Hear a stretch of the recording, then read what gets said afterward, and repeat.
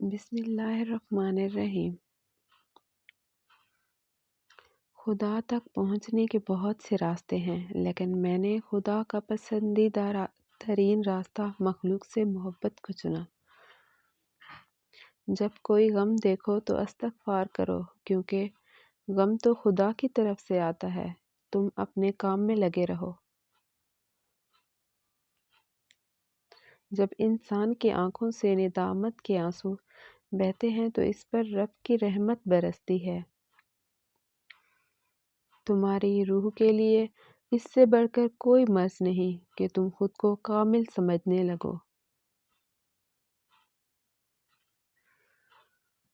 بیدار کر دینے والا غم غافل کر دینے والی خوشی سے بہتر ہے۔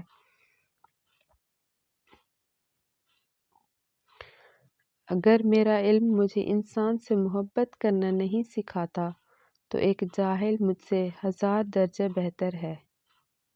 بدبخت ہے وہ شخص جو خود تو مر جائے لیکن اس کا گناہ نہ مرے۔ مصیبت کی جڑ اور بنیاد انسان کی گفتگو ہے۔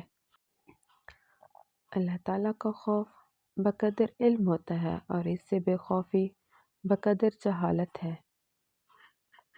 جو اللہ کے کاموں میں لگ جاتا ہے، اللہ تعالیٰ اس کے کاموں میں لگ جاتا ہے۔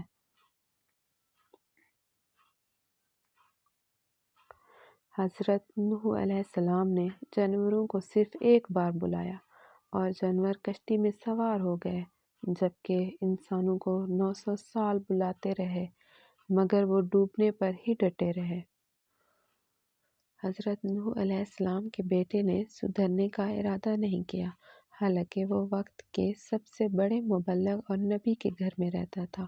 جبکہ فرعون کی بیوی نے سدھرنے کا ارادہ کیا تو ہدایت پا لی، حالانکہ وہ اپنے وقت کے سب سے ظالم، فاسق اور گمراہ شخص کے گھر میں رہتی تھی۔